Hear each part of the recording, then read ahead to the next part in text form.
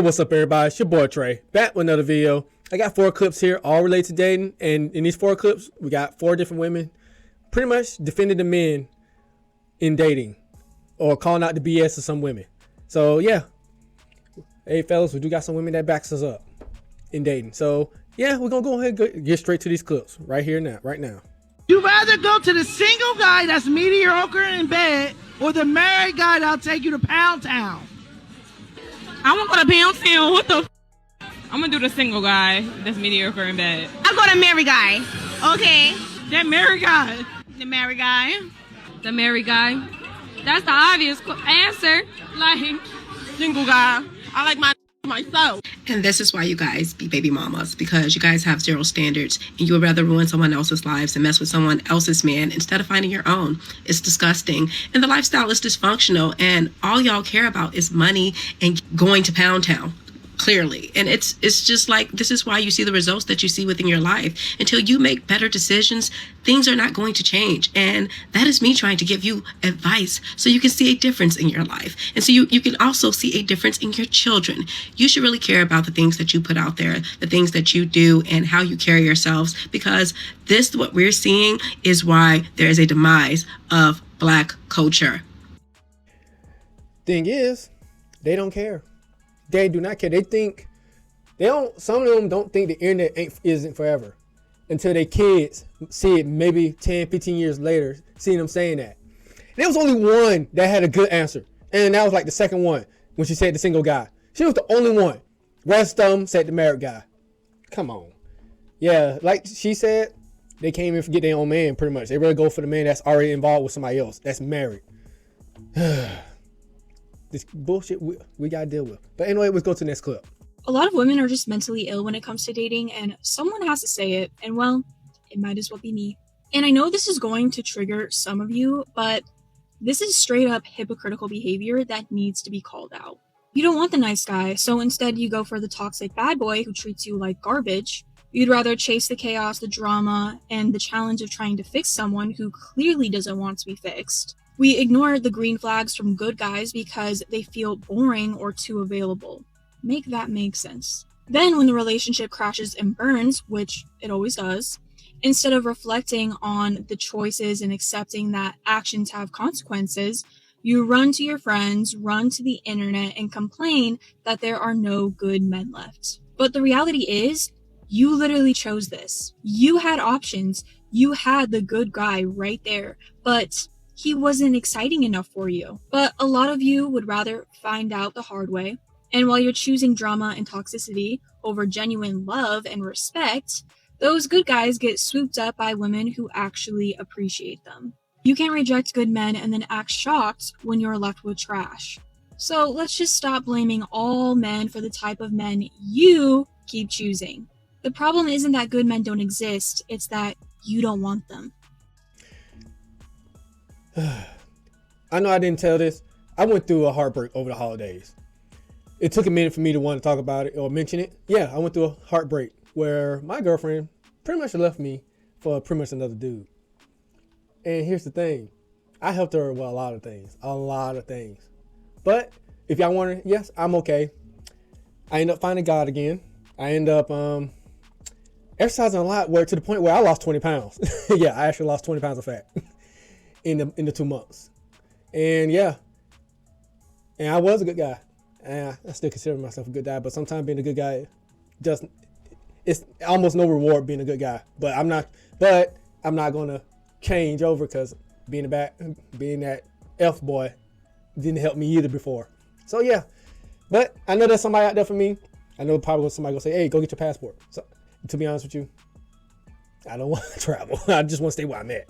But I ain't going to give up. Well, I'm going to take the time, heal, and get better. And yeah, just like she said, this girl, her choice going to have some major consequences, because I did a lot for her. But anyway, let's move on to the next one. A lot of us were raised by women who hate men. Women who had so much unresolved pain, bitterness, and trauma that they pass that hatred down. Nobody want to talk about it because it disrupts the narrative that women can do no wrong. But be honest, how many of y'all grew up hearing, don't depend on no man?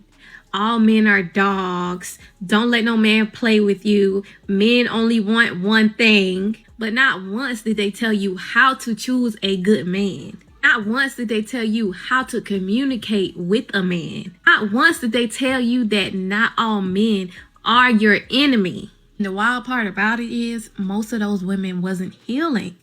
They was projecting. They was recruiting you into their war against men that they started, that they lost, and that they never recovered from. Now whole generations of women is out here fighting battles that they never experienced, blaming men they never even met, getting into relationships already angry at somebody who isn't even in the room.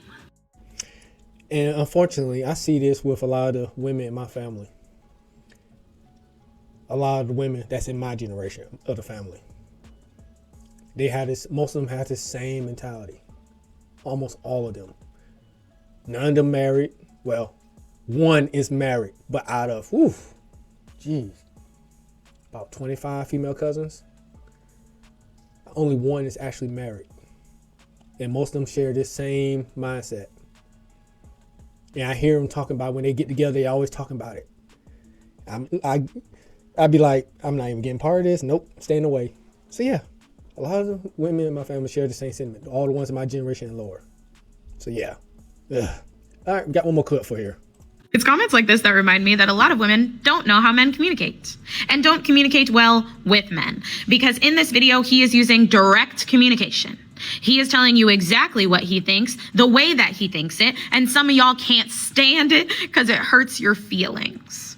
But that's the problem. Men should be able to express themselves. They should be able to say what they think and how they feel, the way that they're feeling it, without having to tap dance around your feelings, because that's not the point. Y'all are not addressing his logic. You're not addressing his reasoning. You're only addressing how what he said made you feel. But that's the problem, girl. It's not about you. It's not about you. When men are expressing themselves, it's not about you. Can your feelings take a back seat for a second to allow the men in your life to say what they think openly and honestly? Because we swear that we want men to communicate with us. However, when they do, all you talk about are your own feelings. Why would I want to be in a relationship with someone who hears their own feelings over the sound of me expressing myself? This is the reason why some of y'all are single, I swear. And that's Janice Cheyenne on TikTok. And think about her, reasons why she advocates for men. She said it herself. She had a good man and she cheated on him. Yeah. And it hurt her. It obviously hurt him. Then she got, I guess, some karma from it. And she ended up doing pretty much a 180, 360, whatever you want to call it, and decided to start advocating for men. And give me a second. I'm going to go back to that caption. All right, that caption says, first of all, look at how he's speaking. So you can assume he speaks to women in a demeaning way. Communication isn't always what you say. It's how you say, and he is demanding something of you in that. Yeah, that don't make no sense. That don't make no damn sense. That don't make no sense whatsoever. But anyway, yeah, most men are more direct about what they're going to say when they communicate you. We are most direct. We don't like to sugarcoat it or be around the bush when we're trying to communicate with women. But some men in these precarious situations in the relationship had to tiptoe around a woman's feelings because she always make it by herself. To me, I'm not going to deal with that. I'm going to tell you straight up. I don't care if you like it or not. At least I'm trying to communicate with you. It's not always about you. If we're going to be in a relationship, it's not always going to be about your feelings. It's going to be about the man's feelings too. But fellas, go find a woman that is willing to listen. Willing to listen to you and allow you that space to open up. But nowadays, it's hard to find that. It really truly is. But anyway, that's it for me. If you made it this far, go ahead and hit that like button. Subscribe if you haven't already. Please leave a comment, tell what you think about this. And if you see the hype button, please hit it. But anyway, I'll catch you on the flip side. Y'all have a good one. And peace.